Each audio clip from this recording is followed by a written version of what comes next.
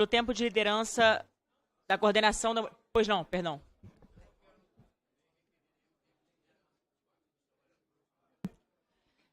Nós estamos intercalando com os tempos de líderes e, nesse momento, passa a palavra para a Sâmia Bonfim, deputada que é coordenadora da mulher. Por 5 minutos. Obrigada, presidente.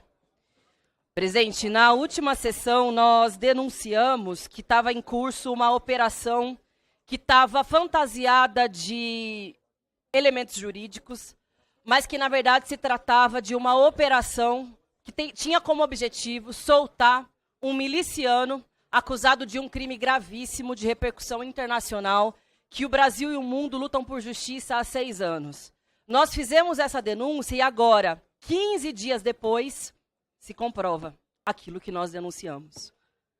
O argumento no pedido de vista, senhor relator, era o seguinte: precisamos de tempo para analisar as questões jurídicas para ter certeza de qual voto nós vamos dar. Vocês se lembram bem. Bom, 15 dias depois, a impressão que dá é que não se analisou nem o relatório e tampouco o processo, o inquérito que levou à prisão de Chiquinho Brazão, do seu irmão e também do delegado que disfarçou, fingiu para a família com lágrimas de crocodilo que a acolhia. E eu tenho uma pergunta para fazer também ao presidente da Câmara. Por que é que, neste caso, ele não colocou regime de urgência para tramitação? Houve regime de urgência no caso de Wilson Santiago no ano de 2020. Houve também para Daniel Silveira. Agora, para o caso que envolve o assassinato de Marielle Franco, que imputa o deputado Chiquinho Brazão, não houve esse regime de urgência e tampouco uma celeridade para avocar ao plenário. Eu lhes pergunto por que um caso com essa gravidade não foi dado o devido tratamento. E agora, a gente sabe também, os parlamentares não registrem presença para não haver quórum para que se aposte na possibilidade de soltura do Chiquinho Brazão. É isso mesmo. Não tem coragem de colocar a sua digital de que querem a soltura de um assassino de Marielle Franco e, portanto, operam um esquema para que os deputados não apareçam na sessão. E aqui, eu ouvi parlamentar evocando a Constituição Federal. Essa mesma da qual eles se esqueceram quando tentaram tramar um golpe de Estado junto ao ex-presidente da República. Se esqueceram que existia a Constituição Federal. Agora, quando é para defender o assassino de Marielle Franco, fingem que consideram a Constituição Federal. E aqui, caras e caros colegas, de fato, a Constituição Federal é absolutamente explícita no seu artigo 53. Os membros do Congresso Nacional não poderão ser presos, salvo em flagrante de crime e inafiançável. Flagrante de crime inafiançável. Colegas, flagrante é um crime cujos efeitos se prolongam no tempo. Crime permanente é flagrante. Crime inafiançável em 2015. O senador Delcídio foi cassado justamente, aliás, votado, foi cassado, teve o voto do ministro Zavascki, justamente por se tratar de uma organização criminosa, assim como Chiquinho Brazão, seu irmão e o delegado do Rio de Janeiro compõem, organizou. Portanto, não há malabarismo jurídico que justifique um voto pela liberação, pela soltura de Chiquinho Brazão. O que há é um argumento político e é sobre isso que eu quero falar agora. Político em primeiro lugar, por quê? O problema das milícias no Rio de Janeiro e no país é tão profundo que, infelizmente, envolve diferentes legendas partidárias. Envolve o judiciário, envolve a polícia, envolve parlamentares, envolve membros da sociedade, pessoas da segurança pública. Muitos parlamentares, direta ou indiretamente, têm relação com as milícias. Portanto, soltar Chiquinho Brazão significa defender a si mesmo. É ter medo do que pode acontecer no dia seguinte. É ter medo de que ele abra a boca. É ter medo de que a investigação vá adiante e acabe pegando todo mundo. E é justamente isso que a gente quer. Que pegue todo mundo. Precisa acabar com a milícia no Rio, no país. Porque matou a Marielle, mas não somente ela. Muitas famílias choram todos os dias em função da atuação das milícias. E por um segundo motivo, dizem que querem dar um recado ao Supremo Tribunal Federal. Sugiro que escolham qualquer outro tema do mundo para dar o recado que os senhores quiserem para Alexandre de Moraes. Não o assassinato de Marielle, não a dor de sua família, não a dor de milhões de brasileiras e de brasileiros que lutam por justiça. Se querem dar um recado ao Alexandre de Moraes, parem de cometer crimes contra a democracia e contra o país. Obrigada. Deputado Rubens Pereira Júnior.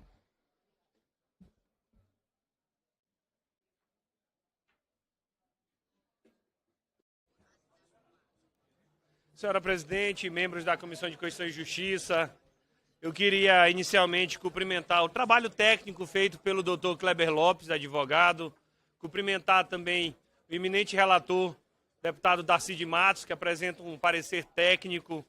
Houve a prisão de um deputado federal. A Constituição, no seu artigo 53, parágrafo 2º, diz que o Poder Legislativo, o Congresso Nacional, a respectiva casa, deve apreciar esta prisão. E cabe à Comissão de Constituição e Justiça emitir um parecer técnico para subsidiar a decisão do plenário. Deputado, então, a nossa deputado, discussão... Só um minuto. Pedir silêncio ao plenário, por gentileza, para que a gente possa ouvir os parlamentares. Muito obrigada. Então, o que cabe à Comissão de Constituição e Justiça é emitir um parecer técnico sobre os fundamentos da prisão para subsidiar a decisão política do plenário da Câmara dos Deputados. E, para isso, nós temos que, em primeiro lugar, entender a razão de ser desse instituto. Não se trata de uma proteção ao parlamentar. Se trata de uma proteção ao parlamento, ao Congresso Nacional. Isso é uma tradição constitucional brasileira. Somente no período da ditadura, tal instituto é rasgado. Quando tem ditadura militar, não tem isso que nós estamos fazendo. E qual deve ser a regra, portanto, do Congresso Nacional ao apreciar o caso de uma prisão? A regra é manter a prisão. Porque quem entende de prisão não é o Poder Legislativo. Quem entende de prisão é o Poder Judiciário. Quem entende de prisão é a polícia, é quem está conduzindo a investigação. Então, a regra para respeitar a separação dos poderes é manter a prisão. Mas, se houver abuso, se houver perseguição, se houver conluio, o Poder Legislativo suspende essa perseguição. A regra, repito, é manter a prisão e a independência dos poderes. Neste caso, senhoras e senhores, não há perseguição ao Chiquinho Brazão. Neste caso, não há conluio. Não há um ânimo do ministro Alexandre de Moraes, ou além da primeira turma inteira do Supremo Tribunal Federal, para dizer que está perseguindo um parlamentar. Não o é. Então, a regra deve ser, para manter a tradição, manter a prisão, exceto perseguições, que não é o caso. Então, vamos analisar o caso concreto, porque o debate é técnico. E aí, nós temos que buscar no artigo 53, parágrafo 2º, quando se pode permitir a prisão de um parlamentar. Nós temos 3 requisitos. 3. E aí temos que analisar a letra da Constituição, temos que analisar as decisões recentes do Poder Judiciário e temos que analisar a conveniência política também, porque esta é uma casa política e a votação no plenário é política. Primeiro requisito, que haja flagrante. Se este caso fosse de homicídio apenas, não cabia flagrante. Se este caso fosse, quando eu digo apenas, eu peço perdão, se nós estivéssemos falando de apenas um tipo penal de homicídio, não cabia flagrante, porque foi há 6 anos. Mas é um combo de crimes. É homicídio, é obstrução da justiça, é organização criminosa. A organização criminosa não atua só no dia do crime. Ela atua antes, durante e depois. A obstrução da justiça é um crime continuado. Eu não estou falando de flagrante continuado. Estou falando de crime continuado. Porque quem obstrui a justiça, obstrui ontem, hoje e amanhã. É um crime permanente. E o flagrante, então, é permanente. Diferença. Se fosse apenas homicídio, o tipo penal, não caberia de se falar em flagrante. Se tratando de obstrução de justiça e organização criminosa, sim. Mas analisemos o entendimento do Supremo Tribunal Federal, que não para aí. Só aí já está fundamentado o flagrante. Mas o Supremo vai além. O Supremo diz, desde a decisão do Delcídio, até então, até 2015, o Supremo entendia, só pode flagrante em caso expresso. De 2015 para cá, o Supremo percebeu que essa imunidade parlamentar estava sendo usada para garantir impunidade parlamentar. E a Constituição não concorda com impunidade parlamentar. Concorda em defender o parlamento. Defender bandido, a Constituição não concorda. O que é que o Supremo diz? Ei, se for caso de prisão preventiva, se equipara ao flagrante. Sabe quando foi isso? 2015, com o Delcídio. Sabe quando isso foi mantido? Com o Daniel Silveira. Sabe quando o Supremo manteve essa decisão? Agora, no caso do Chiquinho Brazão. Ninguém pode falar que o Supremo Tribunal Federal não esteja sendo coerente com as suas decisões. Não é uma decisão casuística. Não é uma decisão esdrúxula. É coerente com as últimas decisões do Supremo Tribunal Federal. Mudar agora seria incoerente. E olha, já teve senador do PT que foi cassado à época por isso. Já teve deputado do PL. Não importa a filiação partidária. Aqui nós estamos apreciando se esta prisão está dentro daquilo que se fala de prisão preventiva ou não. Então, primeiro ponto, do flagrante, que é o requisito da Constituição, está cumprido. O segundo ponto é que não diz que é qualquer flagrante. Ah, furou um sinal de trânsito, cometeu um delito. É um flagrante. Não, não é. Tem que ser um delito grave, que, portanto, a Constituição chama de inafiançável, que não cabe fiança. E o que é que o Supremo tem entendido sobre esse inafiançável? Quando está presente os requisitos da prisão preventiva, se afasta a fiança. Porque se justifica tu prender alguém preventivamente, é porque é algo grave. Não é algo simples. Se justifica essa prisão preventiva, você afasta a fiança. Então, o requisito da inafiançabilidade está ligado aos motivos da prisão preventiva. E aí, senhores, na CCJ, nós precisamos ir para a lei. E aí cada um vai fazer seu julgamento aqui. Onde é que está os requisitos da prisão preventiva no Código de Processo Penal? Artigo 312. A prisão preventiva pode ser decretada como garantia da ordem pública, da ordem econômica, por conveniência da instrução criminal. Quem está obstruindo a justiça está correndo o risco de prejudicar a conveniência da instrução criminal ou não? É óbvio que sim. Por isso que cabe a prisão preventiva. E os requisitos vão além. Ou para assegurar a aplicação da lei penal. O que nós queremos é só que a lei penal seja aplicada. Quem matou vai pagar. Não tem milícia, não tem obstrução da justiça, não tem cara feia, não tem obstrução no poder legislativo. O que nós queremos é só a aplicação da lei penal. Mas sem a preventiva, a aplicação da lei penal não ia ser satisfeita. Ainda tem outros requisitos, vamos a eles. Prova da existência do crime. Alguém vai negar a existência do crime? Não.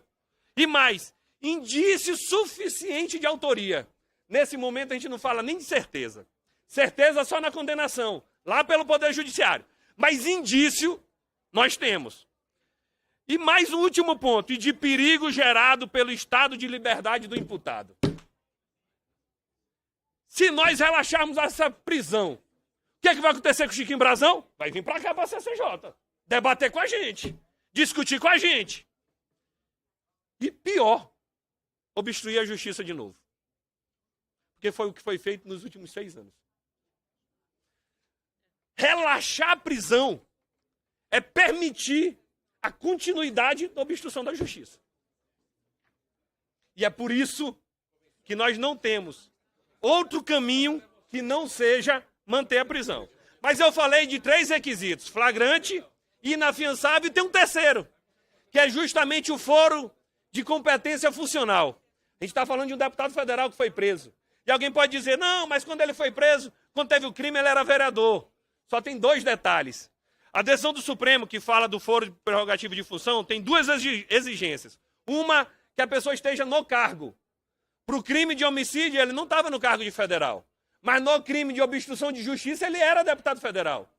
No crime de organização criminosa, ele é deputado federal. Aí tem que ter uma segunda pergunta. Mas isso foi em função do cargo? Isso foi em função do cargo? E a resposta, senhores, infelizmente é sim.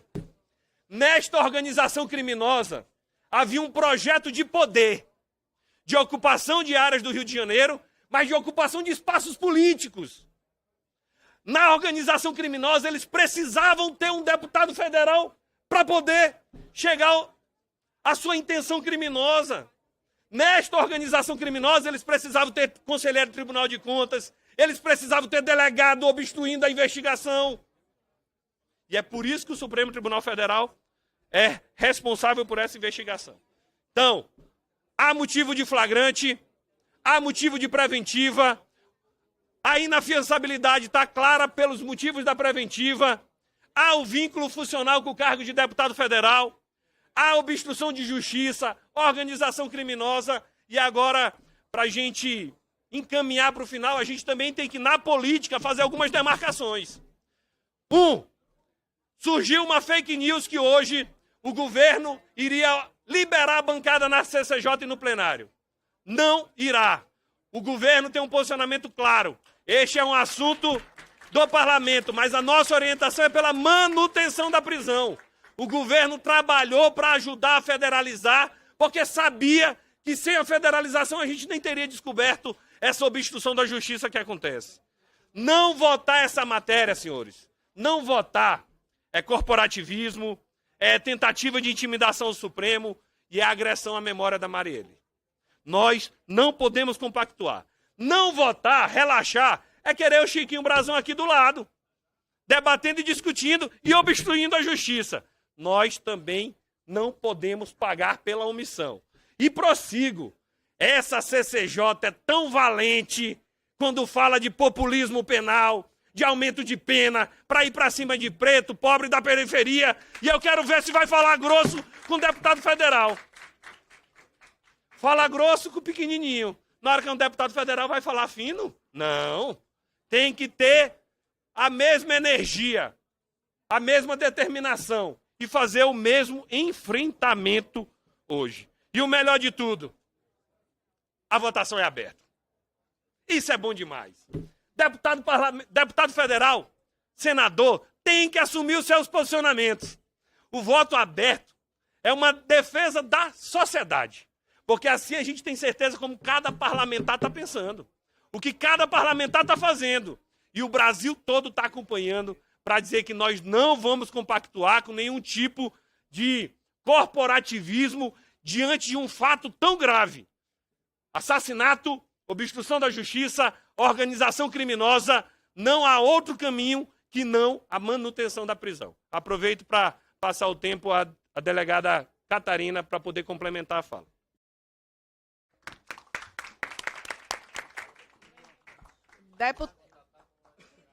Deputado Rubens, eu queria saber o que é que eu vou complementar agora, deputado Rubens. Porque está tudo anotadinho aqui, o senhor saiu falando e destrinchando tudo aquilo que eu iria dizer.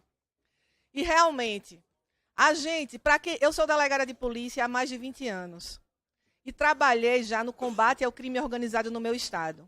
Na época desse crime de Marielle, a gente se reunia, eu como delegada geral, que fui por 8 anos, eu chefiei, presidente, toda a Polícia Civil do Estado de Sergipe. E a gente sentava e discutia o seguinte, eu não entendo como é que esse crime não é solucionado. Porque se fosse aqui em Sergipe, em um mês, ele estaria solucionado. Tem alguma coisa estranha aí. Tem alguma dificuldade aí que a gente não está conseguindo entender. E sabe o que é? É o crime organizado, presidente. É o crime organizado, deputado Rubens. Que quando ele se entrelaça, quando ele se entranha nas instituições, ele fica muito forte. E aí é complicado para a gente investigar e para a gente combater. E é o que acontece hoje no Rio de Janeiro. O crime organizado se entranhou nas instituições do Rio de Janeiro. E é por isso que a competência dessa investigação, e é por isso que a competência dessa tem que ficar sobre a competência, deputado Diego, do STF. Isso já foi definido no STF, no STJ. Porque no Rio de Janeiro nós temos um delegado geral envolvido no crime, nós temos um conselheiro do Tribunal de Contas envolvido nesse crime, nós temos deputado federal Então, nós temos todas as instâncias. Natural que isso esteja no STF. E outra coisa, colegas, se atentem para uma coisa, não foi uma decisão do ministro Alexandre de Moraes, que eu não concordo com a maioria das coisas que ele decide lá. Não foi uma decisão monocrática, não, foi a decisão de uma turma. Então, eu, como delegada de polícia, entendo como inadmissível a gente votar pela soltura desse bandido. Porque quando é para defender endurecimento de pena, todo mundo aqui quer. Todo mundo defende a história do CPF.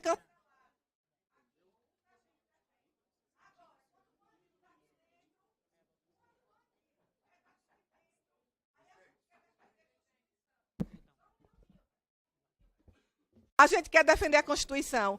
E nós estamos defendendo, sim, a Constituição. E essa comissão é Comissão de Constituição e Justiça. Mesmo, deputado Rubens, que não tivessem todos esses requisitos, que o senhor citou muito bem, eu defenderia a manutenção desse bandido, porque eu defendo a justiça em primeiro lugar. Muito obrigada, meus amigos. Deputada Talíria Petroni, pelo tempo de liderança. Obrigada, presidenta. O Parlamento brasileiro tem a obrigação de ser guardião da democracia. E por isso, senhores, não usem argumentos técnicos mentirosos para, na verdade, defender miliciano e milícia. Vamos aos argumentos técnicos, já muito bem explicitados aqui. Vou tratar de 2 pontos apenas. Não é verdade que há uma antecipação da pena. Estamos falando de uma prisão de natureza processual, que é diferente de culpa, senhores, que serve para evitar, aí sim, um crime em curso, que é o crime de obstrução de justiça. Vamos ao segundo ponto, senhores. Nesse sentido, a prisão preventiva, obviamente, ela está correta, porque há flagrante, porque há um ato contínuo. Ou vocês acham que a execução de Marielle Franco, que a gente espera há 6 anos a resposta do Estado, acabou com os tiros no rosto da nossa irmã, amiga e da parlamentar do povo brasileiro? Não. Há um crime em curso, não só com a obstrução da justiça, como também com a manutenção de uma organização criminosa que governa o Rio de Janeiro. Houve obstrução da justiça quando as câmeras foram apagadas, quando o carro sumiu, quando os delegados foram sistematicamente trocados, quando o chefe da Polícia Civil, por uma manobra política, foi indicado justamente para impedir que o crime tivesse o seu desfecho. Houve obstrução de justiça, senhores, quando 5 pessoas foram assassinadas para não botar a boca no trombone, inclusive aquelas responsáveis por desmontar o carro que levou à execução de Marielle Franco. Houve obstrução de justiça o tempo todo. Portanto, não é fato pretérito, é ato contínuo e cabe aí sim o flagrante, senhores. Então, se é para falar de argumento técnico, vamos parar de mentir. Mas eu queria falar dos argumentos políticos, porque essa também é uma casa política. Se é verdade que também cabe, diante do ato contínuo, que é o crime de obstrução de justiça, diante dos grandes indícios da culpabilização e diante da organização criminosa, a manutenção da prisão preventiva, é verdade também que não tem outra coisa para esse parlamento fazer, senhores. Há 6 anos, o Brasil e o mundo aguardam a resposta de quem mandou matar Marielle. E eu repito o que eu falei na última comissão. Com tantos tiros, presidenta, que a gente não pôde nem se despedir de Marielle Franco, porque o caixão teve que ficar fechado. E isso revela o que é o estado do Rio de Janeiro. Mataram uma parlamentar eleita, a 5ª mais votada de uma capital, no centro de uma capital brasileira. Mas quantas pessoas são vítimas da milícia no Rio de Janeiro? Hoje há no Rio uma relação espúria entre crime e política, que é a obrigação do parlamento brasileiro, é a obrigação de cada instituição brasileira a enfrentar. Quase 60% do território no Rio de Janeiro é governado por milícia na capital. Há milícia em pelo menos 15 estados da nossa federação. E qual vai ser a sinalização desse parlamento dizer: tá tranquilo matar uma vereadora eleita? Tá tranquilo dominar a política, elegendo vereadores, deputados, presidentes, senadores? Tudo bem a máfia governar o Rio de Janeiro? Esse parlamento tem a obrigação de estar ao lado da democracia. Não interessa se é de esquerda, de direita. Eu não estou debatendo aqui se gostam ou não gostam do que Marielle pensava, se gostam ou não gostam do que eu penso. Nós estamos falando da obrigação de se fazer cumprir a Constituição e também de se fazer honrar a memória de Marielle Franco. Deixo, nesses últimos segundos, meu abraço, mais uma vez, para Mônica Benício, esposa de Marielle Franco, para Ágata, esposa de Anderson, mãe do Arthur, para Arthur, filho de Anderson, para Aniele, irmã de Marielle, para Luiara, filha de Marielle, para seu Toninho e Dona Marinete, pai e mãe de Marielle Franco. Eu espero que esse parlamento não envergonhe o Brasil e o mundo e tome a decisão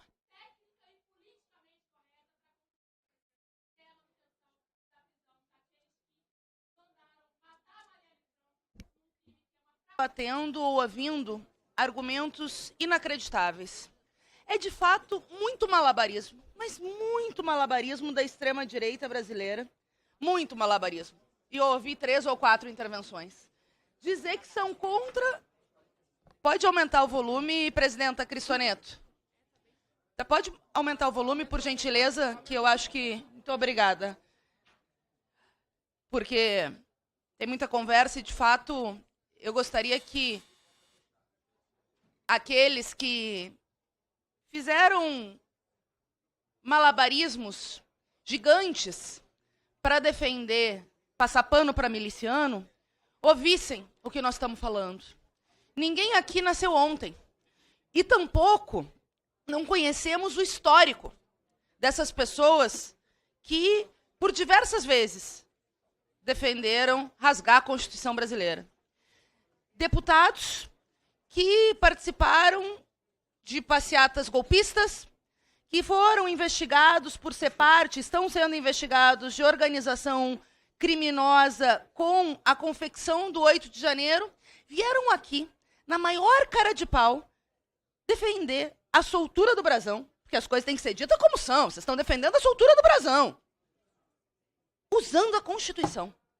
Mas é inacreditável que eles tenham a pachorra, a cara de pau, de usar o que foi a consequência de uma luta de 21 anos, que é a Constituição Federal, depois da derrota da ditadura civil-militar, que vários deles defendem e fazem apologia. E aí basta pegar nos vídeos, basta pegar no histórico dessas pessoas. O Bolsonaro, na sua live domingo, defendeu a soltura do brasão. O único candidato a presidente em 2018 que foi incapaz de dizer que lamentava o assassinato de Marielle Franco e de Anderson Gomes. Ainda falou, deputado Chico Alencar, eu nunca vou me esquecer, que ele não comentaria o assassinato porque as pessoas não gostariam do que ele falaria. Depois de uma mulher ter sido executada e um homem ter sido executado da maneira bárbara, brutal, cruel, desumana que foi. Sem contar outros tantos crimes que cometeram ao longo dos últimos 4 anos, desrespeitando, 5, aliás, a Constituição Federal. Sem contar o apoio às milícias. Sim, às organizações criminosas. Porque quem concedeu medalhinha para o Adriano de Nóbrega, que foi morto numa queima de arquivo, foi essa turma. Os mesmos que vêm aqui dizer que estão defendendo a Constituição para tentar dialogar com o sindicato dos deputados, que é lamentável. Mas tem o sindicato dos deputados aqui que está querendo se proteger ou garantir que Brasão não abra a boca da verdadeira quadrilha que são as milícias no Rio de Janeiro. Porque os irmãos Brasão, o Rivaldo, são os mandantes intelectuais, os 2 irmãos, os mandantes intelectuais de um homicídio qualificado, um crime doloso, por motivações políticas. Por motivações políticas, e o Rivaldo como parte da obstrução de justiça. Mas, além disso, são a ponta do iceberg no que nós estamos falando das milícias do Rio de Janeiro. Quando nós começamos essa luta 6 anos atrás por justiça para Marielle, que começou nas primeiras 24 horas, depois da brutalidade de saber aquela notícia, depois do estarrecimento, depois das lágrimas das famílias, dos companheiros e das companheiras e de muitos brasileiros e brasileiras que não tiveram a oportunidade em vida de conhecer Marielle, mas se viram representadas na sua luta. Mulheres, mulheres negras, defensores de direitos humanos que foram às ruas exigir justiça por Marielle, que foram às ruas do Brasil, que foram às ruas do mundo exigir justiça para Marielle, e Anderson, que acabou vitimado no acidente, que estava junto com Marielle e a nossa companheira, muito corajosa, sobrevivente, Fernanda Chaves, que, lamentavelmente, presenciou toda essa brutalidade, enfim, mais um crime, né, por quais eles respondem, que é a tentativa de homicídio. Obrigada, deputada Sâmia. Mas eu falava de quando nós começamos essa luta 6 anos atrás, nós dizíamos, exigir justiça para Marielle não é só pelos companheiros e companheiras, não é só pelos camaradas do pessoal do Rio, deputado Chico Alencar, deputada Talíria Petroni, que estiveram na linha de frente da luta lá. Não é só pelos companheiros de pessoal e de bancada feminina, deputada Sâmia Bonfim, deputada Luciene, deputada Érica Hilton. É pelo povo brasileiro, porque as milícias matam todos os dias, matam crianças, matam jovens, achacam a população. E está aqui a nossa amiga Sâmia Bonfim, que teve um irmão assassinado também por conta dessas quadrilhas. Então nós falávamos, defender justiça para Marielle é defender o povo brasileiro, frente a organizações criminosas que só existem com o tentáculo do Estado, que só existem se tem parlamentar, se tem policial civil, se tem gente no judiciário. E nós vimos aqui uma tríade, conselheiro de Tribunal de Contas do Estado, deputado federal, o chefe da Polícia Civil, que ia lá com lágrimas de crocodilo fazer teatro para a família enquanto obstruía as provas, num crime que tem 6 anos para chegar aos mentores intelectuais. E aí, na semana retrasada, teve gente que despediu vistas porque nós estávamos apressadas. Nós não estamos apressadas. Nós estamos cansadas de 6 anos lutar por justiça. E nós sabemos que a luta por justiça para Marielle foi fundamental para essa conclusão. Sabemos que derrotar o Bolsonaro e eleger Lula tendo um governo comprometido com a busca por verdade foi fundamental. E está clara as intervenções da extrema-direita aqui. Não vamos nos enganar. Não vamos nos enganar. Eles deram bem o recado do que eles querem. Soltar o brasão. Sem demagogia. Vem aqui dizer, nós que defendemos segurança pública, menos. Vocês defendem a criminalização da pobreza.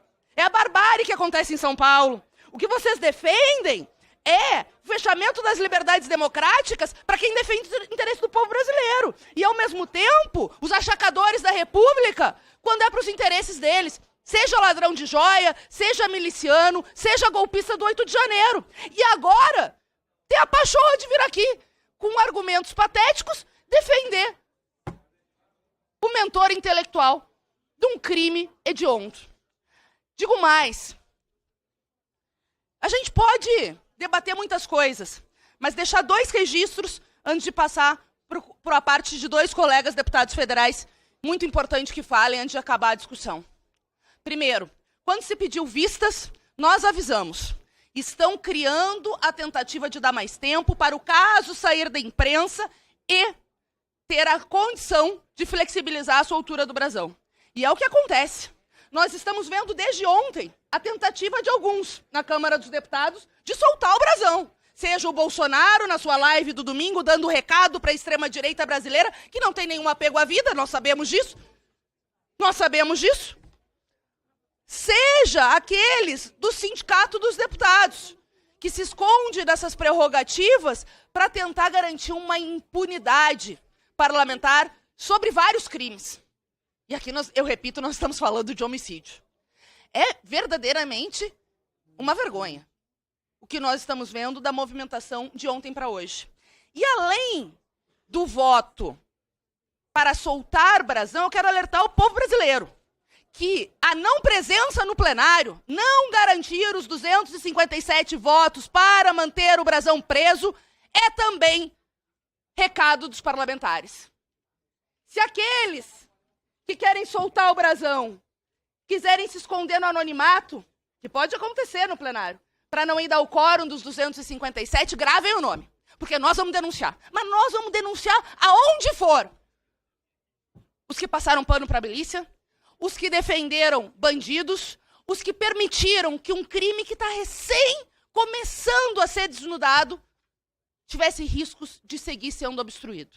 E eu quero concluir dizendo que é absolutamente constitucional. Eu sentei aqui e comecei a ouvir os discursos da extrema-direita. Um malabarismo patético, mas, ao mesmo tempo, em determinado momento eu fiquei em dúvida se nós estávamos aqui julgando a manutenção da prisão do mandante intelectual do assassinato da Marielle ou o ministro Alexandre de Moraes e as suas decisões. Porque, na verdade, como é tão indefensável passar pano para miliciano e para mandante de assassinato, eles tentam coesionar a base na extrema-direita, atacando o ministro Alexandre de Moraes de forma mentirosa, de forma demagógica, porque a prisão é constitucional, já é definida em várias outras vezes. Nós estamos falando de 3 crimes sendo perpetrados com o mandato de deputado federal, no mínimo 2, obstrução de justiça e organização criminosa. Porque quem é miliciano, quem defende as milícias, quem é parte da organização criminosa, segue sendo miliciano, sendo vereador, sendo secretário do Rio de Janeiro, sendo deputado federal. E mais do que isso, quando a imprensa começou a ventilar a possibilidade de ter a delação premiada do Rony Lessa, ele saiu da Secretaria do Rio de Janeiro para assumir o mandato de deputado federal para não ser preso. Foi isso que aconteceu, tentando se blindar com o cargo de deputado federal. Desvio de finalidade total era uma forma de tentar não ser preso. Para quê? Para obstruir justiça. O que vocês querem? Soltar o brasão para que ele destrua as poucas provas que ainda possam existir num caso que aconteceu há 6 anos? Porque a coisa tem que ser clara na hora da votação, na hora do cara crachá, na hora da definição dessa Câmara, se vai mostrar para a sociedade a cara da impunidade e de defesa de miliciano e de mentores intelectuais de assassinato, ou se vai começar a fazer justiça para Marielle e para Anderson. Nós queremos deixar reiterado que justiça para Marielle e Anderson. E eu passo os minutos que sobram para a deputada Luciene e para o nosso deputado defensor, que me pediram a parte.